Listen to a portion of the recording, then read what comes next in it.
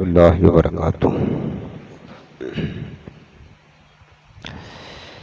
الحمدللہ رب العالمین والصلاة والسلام علی اشرف الانبیاء والمرسلین وعلی آلہ الطیبین واصحابہ الطاہرین، اما بعد فاعوذ باللہ من الشیطان الرجیم، بسم اللہ الرحمن الرحیم۔ یا ایھا الذین آمنوا لا تقولوا راعنا وقولوا انظرنا واسمعوا وللکافرین عذاب علیم۔ آمنت باللہ صدق اللہ العظیم۔ اللہم رب اشرح لی صدری ویسر لی امری واحلل عقدۃ من لسانی یفقہوا قولی۔ رسول رحمت، مالک جنت، شفیع امت، سراپا جود و سخاوت، باعث خیر و برکت صلی اللہ علیہ وسلم ارشاد فرماتے ہیں، انی لأعرف حجرا بمکہ کان یسلم علی قبل ان ابعث وانی لأعرفہ الآن، رواہ مسلم فی صحیح۔ حضرت جابر بن سمرہ رضی اللہ تعالیٰ عنہ اس حدیث پاک کو روایت کرتے ہیں، رسول کریم رؤوف الرحیم صلی اللہ علیہ وسلم نے ارشاد فرمایا کہ بے شک میں ایک ایسے پتھر کو پہچانتا ہوں، کانا بمکہ، جو مکہ میں تھا، یسلم علیہ، وہ پتھر مجھ پر سلام پڑھا کرتا تھا، قبل ان ابعث، اعلان نبوت کرنے سے پہلے، وَإِنِّي لَأَعْرِفُهُ الْآنَ، اور میرے آقا فرماتے ہیں کہ آج بھی میں اس پتھر کو پہچانتا ہوں۔ سبحان اللہ۔ یہ حدیث پاک امام مسلم نے صحیح مسلم میں روایت کیا ہے۔ اس سے ہم یہ بتانا چاہتے ہیں کہ میرے عزیزوں، ایک پتھر بے جان مخلوق ہو کر حضور علیہ السلام سے اتنی محبت کرتا ہے کہ حضور فرماتے ہیں کہ یہ بات مکہ المکرمہ کی ہے، اور سرکار یہ بات جو پتھر سلام پڑھا کرتا تھا مکہ میں حضور کو، تو یہ بات مدینہ میں اپنے صحابہ کے درمیان بتا رہے ہیں۔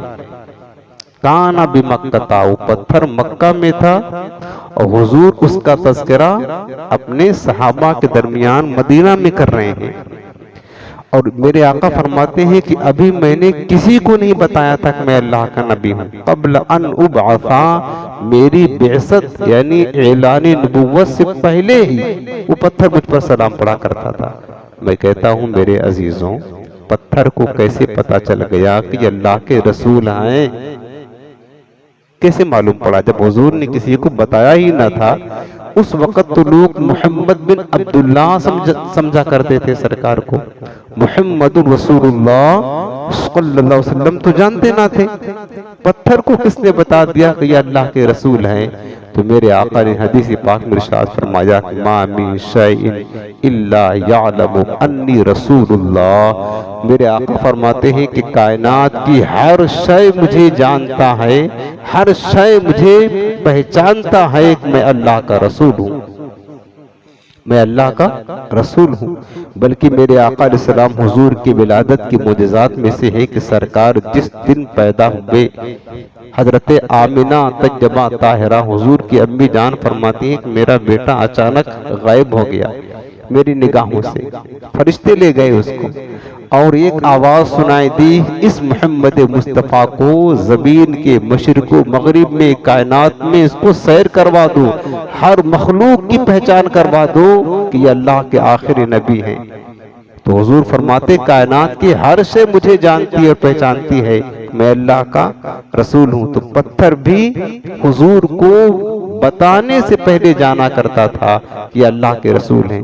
چلو جانتا تھا کہ اللہ کے رسول ہے، یہ بات اس کو کس نے بتا دیا کہ حضور ہیں؟ تو حضور کی یاد آئے، حضور کا ذکر ہو، حضور گزرے تو ان پر سلام پڑھنا چاہیے۔ یہ بات کس نے بتا دی؟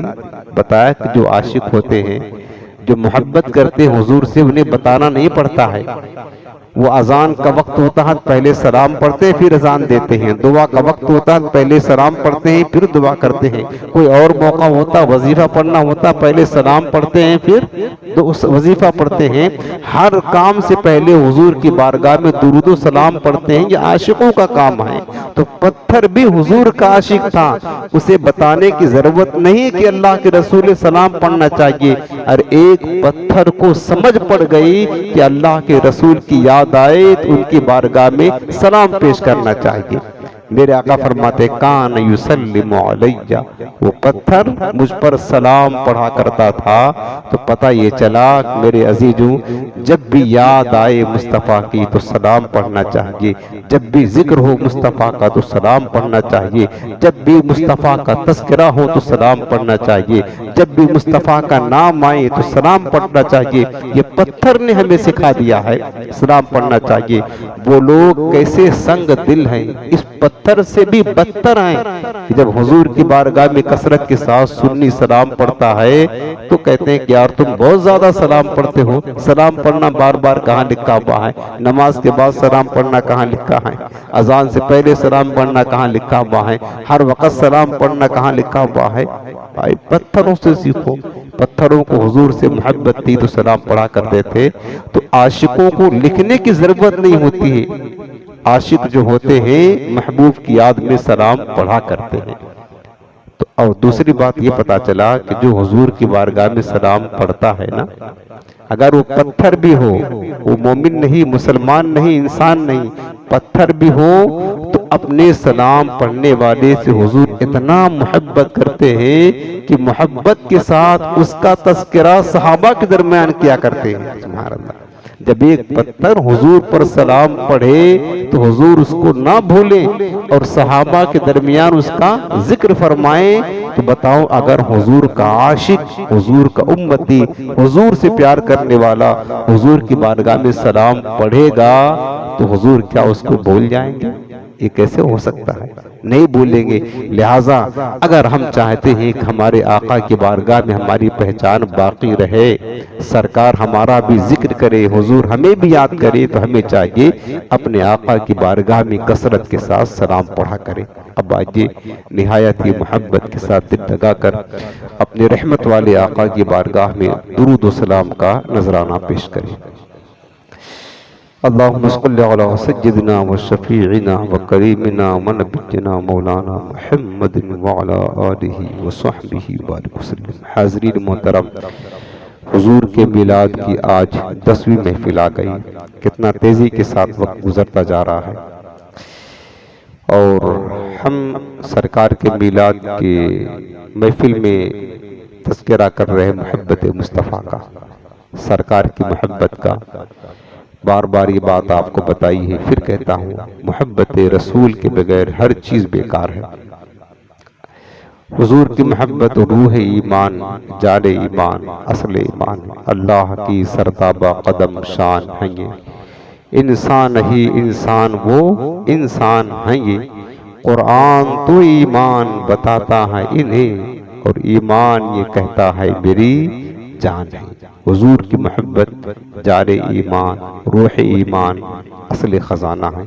اس لیے ہم نے ان 12 دنوں کی محفلوں کا انتخاب کیا ہے حضور کی محبت۔ آج ہم نے دیکھا ہے کہ مسلمانوں پر مادیت کا، دنیا کی محبت کا، دنیا کی دولت کی محبت کا اتنا غلبہ ہو گیا ہے کہ امت حضور کی محبت سے بہت دور ہو چکی ہے۔ ضرورت ہے کہ امتی اپنا رشتہ محبت حضور کی بارگاہ سے مضبوط کرے۔ اس لیے ہم نے اس عنوان کو چھیڑا ہے۔ سورۃ البقرہ کی میں نے آیت کریمہ تلاوت کی ہے۔ اللہ پاک نے فرمایا ہے، یا ایھا الذین آمنوا لا تقولوا راعنا، فرمائے کہ اے ایمان والو میرے محبوب کی بارگاہ میں راعنا نہ کہو۔ راعنا یہ عربی کا ایک لفظ ہے، اس کا معنی ہوتا ہے کہ یا رسول اللہ ہماری رعایت فرمائے، ہمارا لحاظ فرمائے۔ سمجھ رہے ہیں؟ یعنی جب میرے آقا کریم السلام صحابہ کرام کو کچھ واعظ و نصیحت کرتے اور کسی صحابی کو کوئی بات سمجھ میں نہ آتی تو اس کو دوبارہ پوچھنا ہوتا کہ سرکار جو ہے ہمیں بتا دیں، تو عربی میں حضور سے کہتے کہ راعنا یا رسول اللہ، میرے آقا ہمارا لحاظ فرمائے، یعنی یہ بات ہمیں دوبارہ ارشاد فرما دے، دوبارہ سمجھا دی۔ تو یہ کلمہ ادب ہے، کلمہ ادب صحابہ حضور کی بارگاہ میں اس طرح استعمال کرتے۔ تو اللہ پاک نے فرمایا کہ لا تقولوا راعنا، اللہ نے اس مقام پر اپنے حبیب کی بارگاہ کا ادب سکھایا کہ میرے محبوب کی بارگاہ میں اگر تمہیں کہنا ہے تو راعنا نہ کہو، پھر کیا کہے مولا؟ تو خود رب نے وہ لفظ بتایا، طریقہ بتایا، وَقُولُوا انظُرْنَا، اور اگر کہنا بھی پڑے تمہیں نا تو کہو کہ یا رسول اللہ انظرنا، اے میرے آقا ہماری طرف نظر کرم کرے۔ یہ قرآن کا بتایا ہوا، رب کا بتایا ہوا طریقہ، اسی لیے ہم کہتے ہیں یا رسول اللہ انظر حالنا، یا حبیب اللہ اسمع قالنا، اننی فی بحر ہم مغرق خذ یدی سہل لنا اشکالنا۔ تو رب نے یہ کلمہ بتایا کہ میرے حبیب کی بارگاہ میں اگر تمہیں کہنا ہے تو راعنا کی بجائے انظرنا کہو، مطلب یا رسول اللہ ہماری طرف نظر رحمت فرمائے۔ پھر آگے فرمایا کہ وَقُولُوا انظُرْنَا وَاسْمَعُوا، اور یہ کہنے کی نوبت ہی نہ آئے، پہلے ہی سے میرے محبوب کی بات کو غور سے سنتے رہا کرو، پہلے ہی سے میرے حبیب کی بات کو غور سے سنتے رہا کرو۔ اب یہ جو آیت کریمہ آپ نے سنی، اس کا شان نزول مفسرین کرام نے بیان فرمایا ہے کہ صحابہ تو راعنا کہتے تھے، تو جو یہود تھے نا، یہودی، یہ حضور کے دشمن تھے اور یہ موقع کی تلاش میں تھے کہ کون سا ایسا لفظ مل جائے، کون سا ایسا موقع مل جائے جو ہم حضور کی بے ادبی کرے، توہین کرے، گستاخی کرے۔ تو یہودیوں کی زبان میں یہ لفظ بطور گالی یعنی مذمت کے استعمال ہوا کرتا تھا، برائی کے طور پر استعمال کیا کرتے تھے، بلکہ وہ کچھ اپنے زبان کو موڑ کر راعینا کہتے تھے۔ راعی کی معنی ہوتا چرواہا، راعینا تو اچھا لفظ ہے، اور صحابہ ادب کے لیے حضور کی بارگاہ میں استعمال کیا کرتے تھے، اور صحابہ سے تو بے ادبی کا تصور بھی نہیں ہو سکتا ہے نا، بے ادبی جو کرے وہ صحابی ہو ہی نہیں سکتا ہے۔ تو صحابہ کہتے تھے راعینا، تو ان یہودیوں کو موقع مل گیا، انہوں نے تھوڑا زبان کو موڑ کر راعینا، مراد معاذ اللہ کیا لینے لگے؟ اے ہمارے چرواہے۔ حضور کو معاذ اللہ گستاخی کے لیے کلمہ مذمت بول کر کے حضور کی توہین کیا کرتے تھے۔ توہین تو حضرت سعد رضی اللہ عنہ صحابی ہیں، ان کو یہودیوں کی اس شرارت کا علم تھا، یہودیوں کی زبان جانتے تھے۔ جب انہوں نے سنا کہ یہودی ہمارے آقا کریم السلام کو یہ لفظ بطور گالی اور بطور توہین کی استعمال کرتے ہیں، تو انہوں نے ڈانٹا ان کو، یہودیوں کو کہا خبردار، اگر ہم نے تمہاری زبان سے یہ کلمہ سن لیا ہمارے محبوب کے لیے تمہاری گردن اڑا دوں گا۔ صحابہ ڈرتے نہیں تھے، حضور کی محبت کے لیے جان سب کچھ نچھاور کر دیا کرتے تھے، وہ جانتے تھے کہ غلام یہ رسول بے موت بھی قبول ہے، جو نہ ہو عشق مصطفیٰ تو زندگی فضول ہے۔ تو انہوں نے ڈانٹا کہ اگر اب ہم نے سنا نا کہ ہمارے آقا کی بارگاہ میں تم نے یہ کلمہ استعمال کیا ہے تو تمہاری گردن اڑا دوں گا۔ تو یہودی کہنے لگے کہ یار ہمیں تم ڈانٹتے ہو، صحابہ تو خود استعمال کرتے ہیں مسلمان یہ کلمہ حضور کے لیے۔ اب جب یہ بات انہوں نے کہی تو حضرت سعد تھوڑا غمزدہ ہوئے کہ بات تو صحیح ہے۔ اس موقع پر اللہ رب العالمین نے قرآن کی یہ آیت نازل فرما دی، یا ایھا الذین آمنوا لا تقولوا راعنا، اے ایمان والو، یہودی اس لفظ کو غلط استعمال کرتے ہیں، میرے محبوب کی توہین کا معنی لیتے ہیں، لہٰذا اب تمہارا رب کا حکم یہ آ گیا کہ میرے محبوب کی بارگاہ میں راعنا نہ کہا کرو، تاکہ یہودیوں کو غلط معنی استعمال کر کے میرے محبوب کی بارگاہ میں بے ادبی کرنے کا موقع نہ ملے۔ فرمایا کہ لا تقولوا راعنا، راعنا نہ کہو، اب اس کی جگہ خود رب نے ادب سکھایا، وقولوا، اور یہ کلمہ کہو، انظرنا، یا رسول اللہ نظر کرم فرمائے۔ سمجھ رہے نا؟ تو حضور کی بارگاہ میں اس پر علماء نے لکھا ہے کہ اللہ اس کی رسول کی بارگاہ میں ایسا کلمہ، ایسا لفظ کہ جس کے دو معنی آتے ہوں، ایک صحیح معنی ہو، ایک غلط معنی ہو، یعنی وہ ایسا معنی ہو جو اللہ اس کی رسول کی شان کے لائق نہ ہو، تو اس کلمہ کو بھی اللہ اس کی رسول کی بارگاہ میں بولنا منع کیا گیا ہے، وہ کلمہ بھی استعمال نہ کرے۔ اس کی مثال آپ کو بتاتا ہوں، جیسے بعض لوگ معاذ اللہ کہتے ہیں اللہ میاں، کیا کہتے ہیں؟ اللہ میاں، اللہ میاں، یہ بد مذہبوں نے اپنی کتابوں میں لکھا ہوا ہے اللہ میاں، اللہ میاں، اور عام طور پر جاہل قسم کی بولتے ہیں اللہ میاں۔ جانتے ہو میاں کا کیا کیا معنی ہوتا ہے؟ میاں کا ایک معنی ہوتا ہے مالک، اس معنی کر کے تو صحیح ہے، اللہ مالک تو ہی ہے، مالک یوم الدین۔ میاں کا ایک معنی ہوتا ہے شوہر، شوہر کو بولتے ہیں نا میاں بی بی۔ میاں کا ایک معنی ہوتا ہے زنا کا دلال، جو زنا کی دلالی کرتا، معاذ اللہ، کتنا برا معنی ہے۔ اب اس کے تین معنی ہو گئے۔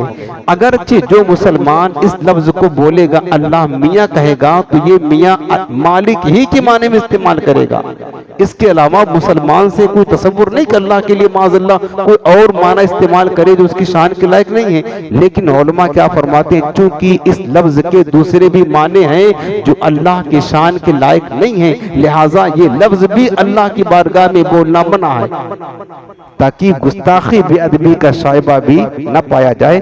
یہ بارگاہ اللہ اس کے رسول کی ہے۔ جس طریقے سے آپ سن رہے ہیں کہ راعنا، یہ یہودی غلط استعمال کرتے تھے، حالانکہ اس کا معنی بھی درست ہے، صحابہ ادب کے لیے استعمال کیا کرتے تھے، لیکن یہودیوں نے غلط فائدہ اٹھایا۔ رب العالمین نے فرما دیا کہ میرے حبیب کی بارگاہ میں اے مومنو راعنا اب نہ کہو، تاکہ میرے محبوب کی گستاخی اور بے ادبی کا شائبہ تک نہ رہے۔ یہ ادب اللہ نے اپنے حبیب کی بارگاہ کا خود سکھایا ہوا ہے۔ اسی طریقے سے آپ پڑھیں گے سورہ نور آخری میں ہے، اللہ پاک نے فرمایا کہ لا تجعلوا دعاء الرسول بینکم کدعاء بعضکم بعضا۔ اللہ پاک نے فرمایا کہ اے لوگوں، تم رسول کے پکارنے کو اس طرح نہ ٹھہرا لو جیسے کہ تم ایک دوسرے کو پکارتے ہو۔ ایسا مت سمجھ لو کہ ایک دوسرے کو جس طرح پکارتے ہو تم رسول کو بھی ایسے پکارنا شروع کر دو۔ اس کی مفسرین نے دو تفسیر بیان فرمائی ہے۔ ایک معنی اس کا یہ ہے جو اللہ پاک نے فرمایا کہ رسول کے پکارنے کو ایسا نہ سمجھ بیٹھے ہو جیسے کہ تم ایک دوسرے کو پکارتے ہو، یعنی ایک انسان دوسرے کو پکارتا ہے تو بعض اوقات وہ اس کی بات سنتا ہے، بعض نہیں سنتا ہے، کبھی اس کی بات مانتا ہے، کبھی نہیں مانتا ہے۔ باپ ہے اپنے بیٹے کو بلاتا ہے تو کبھی آتا ہے، کبھی نہیں بھی آتا ہے۔ دوست ہے اپنے دوست کو پکارتا ہے تو کبھی اس کی پکار پر لبیک کہتے ہوئے آ جاتا ہے اور کبھی نہیں بھی آتا ہے۔ تو اللہ پاک نے فرمایا کہ میرے حبیب کی بارگاہ میں ایسا مت کیا کرو کہ اب ایک دوسرے کے پکارنے کی طرح میرے حبیب کو پکار کو مت سمجھو۔ اگر میرے محبوب پکار دیں تو ایسا نہ ہو کہ تم جاؤ نہ جاؤ، بلکہ تمہیں ان کی پکار پر لبیک کہتے ہوئے حاضر ہونا ضروری ہے۔ ایک معنی تو یہ ہے، جس طرح میں نے آپ کو پچھلے درس میں یہ سمجھایا تھا کہ ایک صحابی جو نماز پڑھ رہے تھے، سرکار نے ان کو بلایا تو وہ سوچا اب نماز میں ہیں کیسے جائیں، تو میں نماز پڑھ کر کے حضور کی بارگاہ میں آئے۔ تو میرے آقا نے پوچھا کہ کیوں، میں نے کب بلایا تھا ابھی آئے؟ تو انہوں نے کہا یا رسول اللہ میں نماز میں تھا۔ تو میرے آقا نے فرمایا کیا تم نے اللہ تعالیٰ کا فرمان نہیں سنا، یا ایھا الذین آمنوا استجیبوا للہ والرسول اذا دعاکم، اے ایمان والو تم جواب دو اللہ اس کے رسول کے جواب مطلب بلانے پر لبیک کہو جب تمہیں اذا دعاکم اللہ کے رسول بلائیں۔ تو تم نے یہ فرمان نہیں سنا؟ تو علماء نے فرمایا کہ اگر امتی فرض نماز پڑھ رہا ہو، مصطفیٰ بلائیں تو وہیں سے چھوڑ کر کے وہ حضور کی بارگاہ میں آ جائے۔ ایک معنی تو یہ ہے۔ دوسرا معنی یہ ہے، فرمایا کہ لا تجعلوا دعاء الرسول بینکم کدعاء بعضکم بعضا، جس طرح تم آپس میں ایک دوسرے کو پکارتے ہو میرے محبوب کی پکار کو اس طرح مت سمجھو۔ ہم ایک دوسرے کو کس طرح پکارتے ہیں؟ ہم ایک دوسرے کو نام لے کر پکارتے ہیں۔ اگر باپ ہوتا ہے تو والد کہہ کے پکارتے ہیں، باپ کہہ کے پکارتے ہیں، بھائی کہہ کے پکارتے ہیں، دوست کہہ کے پکارتے ہیں، چچا کہہ کے پکارتے ہیں، بھتیجا کہہ کے پکارتے پکارتے ہیں. یہی انداز ہوتا نا ہمارے معاشرے میں, کبھی نام لے کر پکارتے ہیں, بڑا ہوتا ہے تو کیا کہتے ہیں چچا کہہ کر کے, باپ کہہ کر کے, دادا کہہ کر کے, بھائی کہہ کر کے, دوست کہہ کے, اس طرح ہم ایک دوسرے کو پکارتے ہیں. رب نے فرمایا یہ انداز میرے محبوب کو بلانے کا نہ ہو کہ تم لوگوں کو نام لے کر پکارتے ہو, میرے مصطفیٰ کو نام لے کر نہ بلاؤ. وَلَا تَقُولُ یا محمد, حضور کا ذاتی نام ہے, یا محمد کہہ کے نہ بلاؤ صلی اللہ علیہ وسلم. علماء فرماتے ہیں اگر تمہیں میرے محبوب کی بارگاہ میں بلانا ہے, حضور کو ندا کرنا ہے, تو اس طرح کہو یا رسول اللہ, یا حبیب اللہ, یا رحمت للعالمین, یا شفیع المذنبین. یعنی حضور کے بہترین القاب, انداز, آداب کے ساتھ حضور کو پکارو. یہ اللہ پاک نے اپنے محبوب کی بارگاہ کا ادب بتایا ہے. یعنی پکارنے میں بھی, حضور کو ندا کرنے میں بھی, حضور کو خطاب کرنے میں بھی ہر جگہ ادب بتایا ہے. اور یہ انتہائی محبت کی علامت ہے. اور یاد رکھنا یہ وہی کرے گا. آج بہت سارے لوگ جو ہے نا میسج چلاتے ہیں حضور معاذ ہمارے بڑے بھائی کی طرح ہے, بھائی کی طرح ہے. اللہ نے منع فرما دیا. تم ایک دوسرے کو بھائی کہتے ہو, میرے محبوب سے اپنا خونی رشتہ مت جوڑو. جب بندہ کسی کے ساتھ خونی رشتہ جوڑے گا نا, یہ ہمارے بھائی ہیں, تو ایک برابری کا تصور قائم ہوگا کہ ہم انسان ہیں, یہ بھی انسان ہے. اللہ تعالیٰ نے منع فرما دیا. ارے حضور کے سگے چچا حضرت عباس بن عبد المطلب حضور کے سگے چچا تھے. جب بھی حضور کو پکارتے تھے, میرے بھتیجے کبھی نہیں کہتے تھے, ہمیشہ کہتے تھے یا رسول اللہ, یا حبیب اللہ, یا نبی اللہ, یہ کہا کرتے تھے. حضرت مولا کائنات شیر خدا حضور کے چچا زاد بھائی تھے, بھائی ہو کر بھی سرکار کو پکارتے تھے. تو کبھی نہیں کہتے میرے بھائی ہم نے ایسا کیا یا آپ نے ایسا کہا, بلکہ حضور کو ہمیشہ یا رسول اللہ, یا حبیب اللہ ہی کہا کرتے تھے. تو جو ادب ہے, محبت ہے, یہ کون کرے گا؟ یہ وہی جس کے دل میں محبت رسول ہے, مصطفیٰ کی محبت ہوگی. تو بات میں مطلب یاد رکھنا, محبت کے لیے شرط ہے حضور کا ادب, حضور کی تعظیم اور عزت ہو. اگر حضور کا ادب نہیں ہے, یاد رکھنا, تو لاکھ بندہ محبت کا دعویٰ کرے, کبھی محبت میں سچا ہو ہی نہیں سکتا, وہ جھوٹا ہی ہے. محبت لازم ہے کہ حضور کا ادب ہو, تعظیم ہو, احترام, اور دل سے احترام ہو, صرف زبان سے نہیں. اللہ اس کی رسول کی بارگاہ میں زبان نہیں دیکھی جاتی, وہاں پر دل دیکھا جاتا ہے. اب میں آپ کو حدیث پاک سنانے لگا ہوں کہ صحابہ کرام اپنے محبوب کریم کی کس طرح محبت کرتے تھے. یہ میں نے قرآن کی 2 آیات سنائی, ایک حدیث پاک آپ کو سنائے درود پاک سلام کی فضیلت پر, ایک حدیث اور سنے صحیح بخاری کتاب الشروط باب الشروط فی الجہاد. یہ حدیث امام بخاری نے تخریج کی ہے.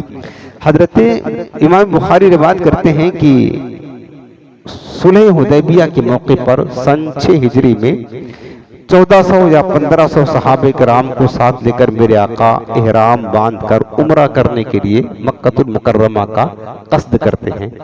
اور مکہ المکرمہ کے قریب حدیبیہ کا ایک مقام تھا, وہاں پر آپ نے قیام فرمایا.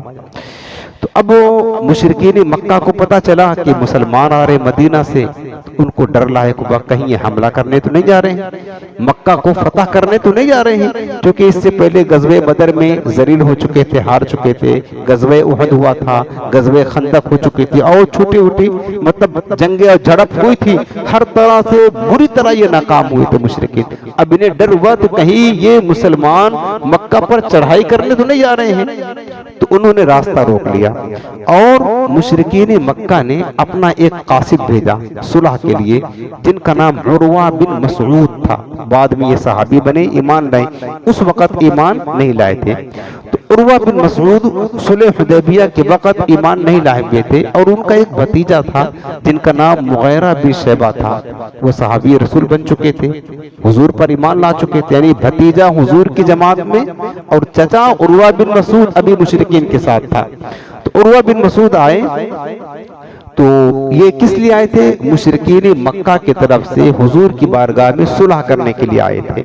عروہ بن مسعود آئے تو مغیرہ بن جو شیبہ تھے, عروہ بن مسعود کے بھتیجے, وہ حضور کے پیچھے ہی قریب ہی کھڑے ہوئے تھے.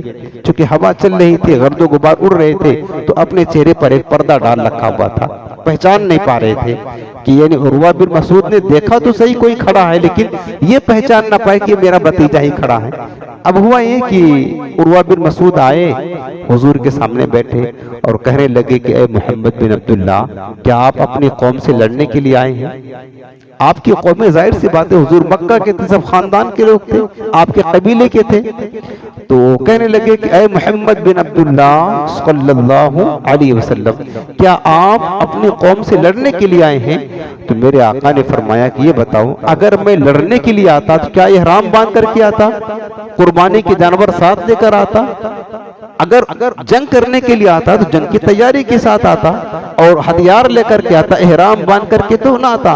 ہم آئے ہیں عمرہ کرنے کے لیے، حالت احرام میں ہیں، ہمارے پاس قربانی کے جانور ہیں، ہم عمرہ کر کے واپس چلے جائیں گے، طواف کعبہ کریں گے، سعی کریں گے، واپس چلے جائیں گے. تو عروہ بن مسعود نے کیا کہا کہ یہ ہماری عزت کا سوال ہے. اگر آپ مکہ میں داخل ہو گئے اپنے صحابہ کے لے کر اور عمرہ کر کے چلے گئے تو دیگر لوگ ہم کو تانا دیں گے کہ مکہ والے ڈر گئے، مسلمان شان و شوکت کے ساتھ آئے اور طواف کعبہ کیا چلے گئے اور مشرکین کچھ کر نہ پائیں. یہ ہماری عزت کا سوال ہے. آپ ایسا کریں، اس سال چلے جائیں، آپ آئندہ سال آنا، 3 دن تک ہم آپ کے لیے مکہ خالی کر دیں گے، آپ عمرہ کرنا، آرام کے ساتھ عمرہ کر کے چلے جانا، اس سال آپ ہم آنے نہیں دیں گے. عروہ بن مسعود یہ بات حضور سے التجا کے طور پر کر رہے تھے اور حضور مان جائیں اس لیے اپنا ہاتھ جو ہے نا حضور کی مبارک داڑھی ریش پر بار بار لے جا رہے تھے. لیکن ایک انسان کے منانے کا انداز ہوتا ہے کہ جب کسی سے کوئی بات منوانا ہوتا ہے نا، اس کے چہرے پر، اس کے سر پر ہاتھ لگاتا ہے. تو عروہ بن مسعود اپنا ہاتھ حضور کے ریش مبارک کے قریب لے جا کر کے، سرکار مان جائیں نا، مان جائیں، اگلے سال عمرہ کرے، یہ انداز تھا. تو جیسے ہی وہ اپنا ہاتھ حضور کی مبارک داڑھی پر لگاتے، باجو ہی میں مغیرہ بن شیبہ ان کے بھتیجے کھڑے تھے، ان کے ہاتھ میں نیزہ تھا، فوراً نیزہ عروہ بن مسعود کے جسم میں چباتے، کہا ہاتھ پیچھے کر. نیزہ چبا کر کہتے ہاتھ پیچھے کر. اچھا، پھر وہ پیچھے کر لیتے ہاتھ.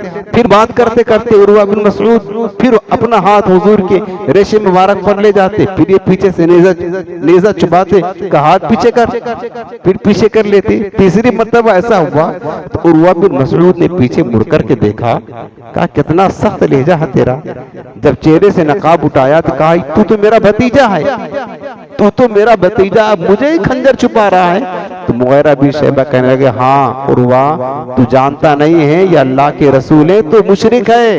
انما المشرکون نجس، قرآن پاک میں اللہ پاک نے فرمایا مشرک ناپاک ہوتے ہیں. ارے تو پلید ہے، یہ اللہ کے رسول ہے، تجھے اجازت نہیں ہے کہ رسول کریم کی ریش مبارک پر اپنا ہاتھ لگائے، پیچھے کرا. یعنی یہ محبت تھی صحابہ کی. حضور کی بارگاہ سے سگا چچا کھڑا ہے لیکن حضور کی محبت میں دیکھیں کہ کہیں ایسا نہ ہو، یہ کیسے ہو سکتا ہے کہ مشرک اپنا ناپاک ہاتھ میرے مصطفیٰ کے ریش اقدس پر لگائے، حضور کے جسم اقدس کو چھوئے. وہ مغیرہ بن شیبہ اپنا نیزہ اس کے جسم میں گاڑ دیتے ہیں، اس کو چبھاتے ہیں تاکہ یہ اپنا ناپاک ہاتھ حضور کی جسم اقدس سے ٹچ نہ کرنے پائے.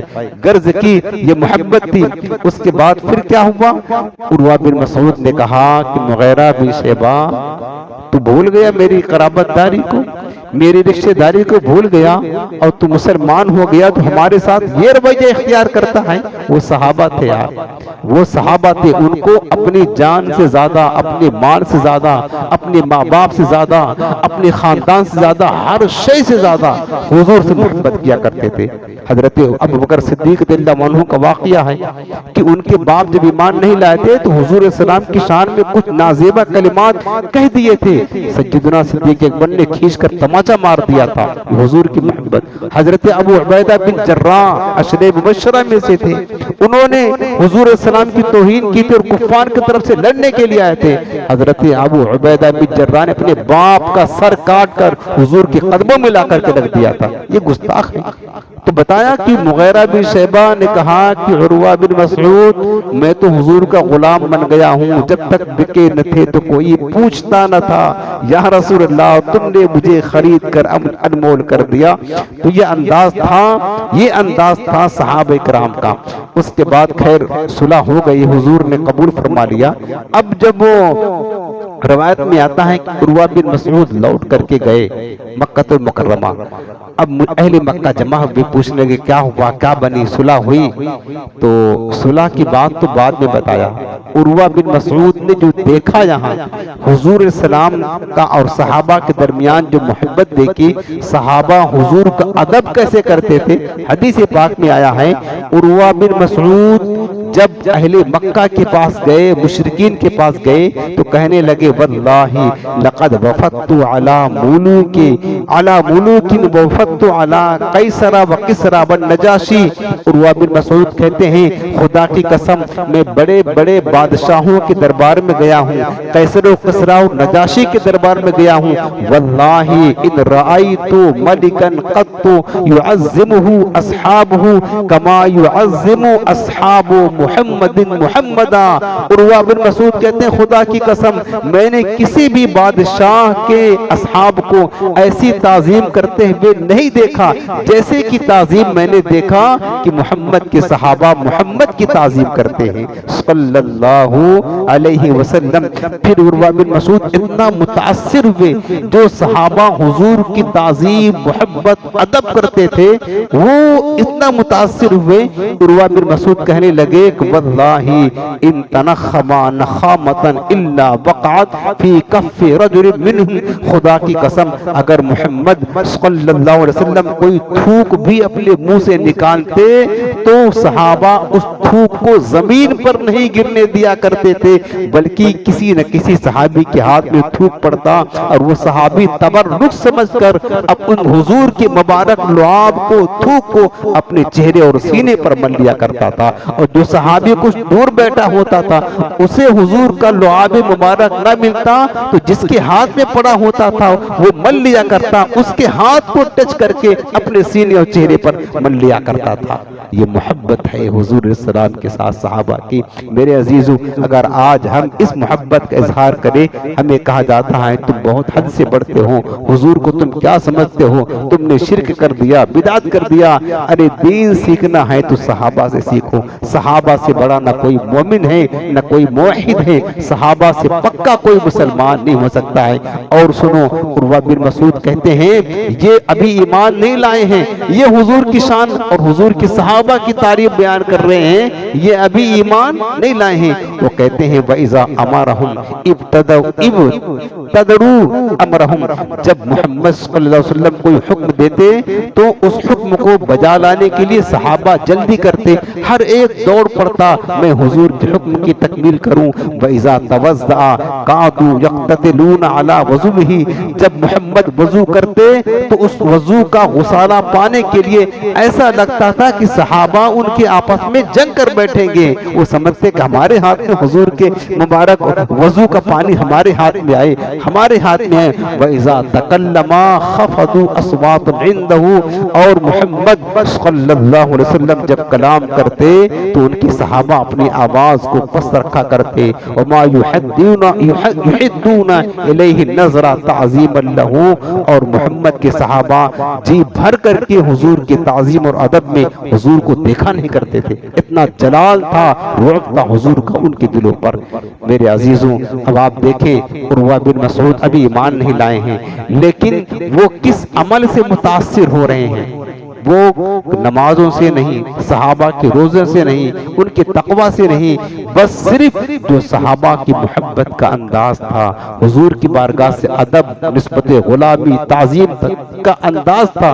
عروہ بن مسعود اسی سے متاثر ہو کر کہتے ہیں میں بڑے بڑے بادشاہوں کے دربار میں گیا ہوں, لیکن ہم نے نہیں دیکھا کہ بادشاہ کے ساتھی, اس کے وزیر اس کی اتنی تعظیم کرتے ہوں جتنی تعظیم محمد کے صحابہ محمد کی کیا کرتے ہیں. میرے عزیزوں یہ حضور علیہ السلام کے صحابہ کی محبت تھی, یہی چونکہ انہیں پتا تھا سب کچھ دین اور ایمان کی روح مصطفیٰ کی محبت ہے, محمد کی محبت دین حق کی شرط اول ہے, اسی میں ہو اگر خامی تو سب کچھ نامکمل ہے. آخری بات یہ بھی حدیث پاک کے حوالے سے عرض کرتا ہوں, یہ بھی صحیح بخاری کی حدیث ہے. آپ کو دیکھ رہے ہیں نا میں بخاری شریف یا مسلم شریف یعنی حدیث اور قرآن کی باتیں سنا رہا ہوں. صحیح بخاری شریف کتاب المغازی میں حدیث پاک لکھی ہے, ابو سفیان یہ سردار مکہ تھے, جب ایمان نہیں لائے تھے تو ابو سفیان جب کافر تھے اور کفار مکہ نے عہد توڑا تھا، صلح حدیبیہ کا جب معاہدہ تھا بعد میں توڑ دیا تھا، ایک لمبی داستان ہے اس کی، تو عہد توڑ دیا تو معافی مانگنے کے لیے مدینہ منورہ آئے۔ کہاں آئے؟ مدینہ منورہ آئے۔ تو آپ کو پتا ہے کہ ابو سفیان ابھی ایمان نہیں لائے تھے، بہت بعد میں ایمان لے آئے، اور جو جنگیں ہوئی احد کی، بدر کی اور احزاب کی، غزوہ خندق، یعنی ان کا کافروں کی طرف سے بہت بڑا رول رہا، سردار بن کر کے آتے تھے، انہوں نے اسلام کو روکنے کے لیے بہت کوششیں کی، لیکن بالآخر حضور کے دیوانے بن گئے اور کلمہ پڑھ کر کے صحابی رسول بن گئے، اور صحابی بن جانا گزشتہ تمام گناہوں کو معاف کر دیتا ہے، ساری خطاؤں کو مٹا دیتا ہے۔ ابو سفیان ابھی ایمان نہیں لائے تھے، یہ بھی حضور کو منانے کے لیے مدینہ آئے تھے، عہد توڑا تھا تو معافی مانگنے کے لیے مدینہ منورہ آئے، حضور اسلام کی بارگاہ میں گئے، سرکار نے کچھ بات نہ کی، یعنی لفٹ نہ دیا، صدیق اکبر کے پاس گئے، فاروق اعظم، دیگر صحابہ کرام کے پاس گئے جو حضور کے قریبی تھے زیادہ کہ ان سے سفارش کرے، کسی نے منہ نہیں لگایا، کسی نے منہ نہیں لگایا ان کو، نہ کسی نے ان کی بات سنی۔ اب ابو سفیان کی ایک بیٹی تھی جن کا نام ام حبیبہ تھا، یہ ام حبیبہ کون ہے پتا ہے؟ تمام مومنوں کی ماں ہیں، ام المومنین ہیں، میرے کریم آقا علیہ السلام کی پیاری زوجہ کریمہ ہیں، میری ماں، ساری امت کی ماں ہے، ام المؤمنین سجدہ ام حبیبہ رضی اللہ تعالی عنہا۔ تو یہ حضور کی زوجیت میں تھی اور یہ صاحب ایمان تھی، تو ابو سفیان نے سوچا کہ کوئی لفٹ ہی نہیں دے رہا مجھے، تو میری بیٹی ہے، وہ تو مجھے لفٹ دے گی نا، وہ تو میرا خیال کرے گی، میری بیٹی ہے اور حضور کی زوجیت میں ہے، ان سے کہوں گا اپنی بیٹی سے تو یہ حضور سے سفارش کر دے گی تو ہمارا کام بن جائے گا۔ ان کو پتا نہیں تھا کہ جو حضور کے قدموں میں بک جاتا ہے وہ حضور ہی کا ہو کر رہ جاتا ہے، جب تک بکے نہ تھے تو کوئی پوچھتا نہ تھا۔ ابو سفیان کو اس بات کا اندازہ نہ تھا کہ صحابہ حضور سے کتنی محبت کرتے تھے، اور پھر یہ تو ام المومنین ہے، حضور کی حریم ناز میں رہنے والی ہے، سرکار کی قربت میں تو ان کو حضور سے کتنی محبت ہوگی، ایک تو نسبت اللہ کے رسول کی ہے، دوسرے ان کے شوہر ہیں سرکار، تو کتنی محبت ہوگی۔ ابو سفیان اپنی بیٹی کے گھر گئے، ام حبیبہ رضی اللہ تعالی عنہا میری ماں کے پاس، جیسے ان کے گھر میں داخل ہوئے تو ایک بستر بچھا ہوا تھا چمڑے کا، رسول اللہ صلی اللہ علیہ وسلم کا بستر تھا سرکار کا، تو ام حبیبہ نے دیکھا کہ میرے باپ ابو سفیان آئے ہیں اور کئی سال کے بعد آئے تھے اور بہت دور دراز مکہ سے آ کر کے مدینہ آئے ہوئے تھے۔ ابو سفیان نے سوچا ہوگا کہ آج تو میری بیٹی ہمارے گلے سے لگ جائے گی کہ باپ آیا ہے اور کتنا زمانے کے بعد آیا ہے، کتنا دور دراز سے سفر کر کے آیا ہے، آج تو بڑی محبت دے گی، خدمت کرے گی، پیار کرے گی، باپ ہے، اور بیٹے کے دل میں باپ کی محبت زیادہ ہوتی ہے، آپ کو بھی پتا ہے بیٹوں سے زیادہ بیٹیوں کو اپنے باپ سے محبت ہوتی ہے۔ ابو سفیان نے سب سوچ کر کے گئے، ام حبیبہ کے گھر جیسے داخل ہوئے ایک بستر بچھا ہوا تھا چمڑے کا، تو ام حبیبہ نے دیکھا رضی اللہ تعالی عنہا کہ میرے باپ آئے ہیں، بستر بچھا، کہیں بستر پر بیٹھ نہ جائے، جلدی سے دوڑ کر اس بستر کو سمیٹ کر ایک کنارے رکھ دیا، اس بستر کو سمیٹ کر ایک کنارے رکھ دیا۔ اب ابو سفیان کھڑے ہو گئے، کہا بیٹی کیا یہ بستر میرے لائق نہیں ہے؟ تو میں اس بستر کے لائق نہیں ہوں۔ تو سجدہ ام حبیبہ کہنے لگی قربان جائے میری ماں کی عظمتوں پر، میری ماں کو اپنے آقا سے محبت کتنی تھی، ادب کتنا تھا۔ کہنے لگے ابو سفیان کی ابا جان آپ مشرک ہیں، اور آپ کو پتہ نہیں یہ رسول اللہ کا بستر ہے، یہ رسول اللہ کا بستر ہے، آپ مشرک ہیں، ایمان نہیں لائے ہیں، یہ اجازت نہیں ہے کہ رسول اللہ کے مقدس بستر پر جس پر اللہ کی وحی نازل ہوتی ہو ایک مشرک بیٹھے، آپ اس بستر کے لائق نہیں ہیں۔ یہ جواب دیا بیٹی نے، سگے بیٹے نے۔ یہ جواب کہاں سے ملا؟ حضور کی محبت سے ملا۔ پتا کیا چلا کہ باپ اگرچہ باپ ہے لیکن اگر حضور کا وفادار ہے تو ہی اس کی تعظیم کی جائے گی۔ باپ اگر گستاخ ہے، بے ادب ہے تو بھلے سے باپ کیوں نہ ہو، خون رشتہ بعد میں ہے، مصطفیٰ کی محبت کا رشتہ پہلے ہے۔ کیونکہ ہم سب کو پتا ہے ہماری قبر میں نہ ہمارا باپ آئے گا نہ ماں آئے گی، محشر کے دن نہ ہمارا باپ ہمیں پوچھے گا نہ ماں پوچھے گی، ماں باپ کا رشتہ سب قبول ہے، لیکن یہ قبول ہے رشتہ کب؟ محبت رسول کے بعد قبول ہے۔ اگر حضور کی محبت سینے میں ہے تو باپ لائق تعظیم ہے، ماں لائق تعظیم ہے، نہیں تو نہیں۔ حضرت سعد کا واقعہ ہے، سعد حضور کی صحابی تھے، مدینہ منورہ میں مسلمان ہو گئے، ماں ابھی ایمان نہیں لائی تھی، ماں کو غصہ آیا کہ یہ کیسے اپنا دین چھوڑ دیا، یہ کیسے اپنا دین چھوڑ دیا، یا مکی زندگی کی بات ہے یا مدینہ کی زندگی، لیکن واقعہ ہے حدیث میں۔ حضرت سعد ایمان لے آئے، ماں کو پتا چلا کہ اس نے بھوک ہڑتال کر دیا، جا کر کے دھوپ میں بیٹھ گئی، کہا جب تک تو اپنا نیا مذہب چھوڑے گا نہیں، محمد کا دامن چھوڑے گا نہیں، نہ کھاؤں گی نہ پیوں گی نہ سائے میں یہیں بیٹھی رہوں گی۔ سوچا کہ بیٹا ہے تھوڑا سی جو ہے نا مطلب مشقت جھیلوں گی تو یہ مان جائے گا اور حضور کا دامن چھوڑ دے گا۔ ایک دن دو دن تین دن گزر گئے، ماں نے کھایا پیا نہیں، جا کر دھوپ میں بیٹھی رہی اور سوکھتی رہی دھوپ میں، سعد دیکھتے رہے، ماں کو سمجھاتے رہے، نہیں مانی۔ تو ایک دن کہنے لگے سعد، حضرت سعد کی ماں تو ایک ہی تو ہے، اگر 1000 ماں ہو نا ہر ایک کو اپنے محبوب کے قدموں پر قربان کر دوں گا، تو اگر اسی حال میں مر جائے اور تو کہے کہ مصطفیٰ کا دامن چھوڑوں، یہ نہیں ہو سکتا ہے، تیری قربانی دے سکتا ہوں، مصطفیٰ کی محبت کی قربانی نہیں دے سکتا ہوں۔ یہ وہ نشہ تھا محبت مصطفیٰ کا کہ جو صحابہ پی لیتے تھے تو ان کو نشہ کبھی اترتا نہ تھا۔ صحابہ کرام نے اپنے محبوب کی محبت میں سب کچھ قربان کر دیا ہے۔ اتنا ادب، اتنا تعظیم، اتنی محبت میرے عزیزوں، ضروری ہے کہ ہم بھی اپنے آقا سے ایسا پیار کریں، ایسی محبت کریں۔ حضور اسلام سے محبت کا تقاضا یہ ہے کہ آقا کی سیرت پر، حضور کی سنت پر، حضور اسلام کی شریعت پر عمل کرے، یہ نسبت حضور کی، تاکہ حضور کی بارگاہ میں شرمندگی نہ ہو کہ تم ہمارے غلام تھے اور ہماری سنتوں کا خون کیا کرتے تھے، ایسا نہ کرے۔ نمازوں سے محبت کرے، چونکہ آقا کو نمازوں سے پیار بڑا تھا، آقا کی سنت سے محبت کرے، عمل کرے، جتنا ہو سکے حضور سے محبت کا برتاؤ کرے اور ایسی محفلوں میں آیا کرے تو انشاءاللہ سرکار کی محبت کے چراغ ہمارے سینوں میں جلتا رہے گا۔ اللہ بس ہمارے سینے حضور کی محبت میں سرشار فرمائے اور بار بار ہمیں سرکار کی محبت کا جام پینا نصیب فرمائے، آمین بجاہ نبی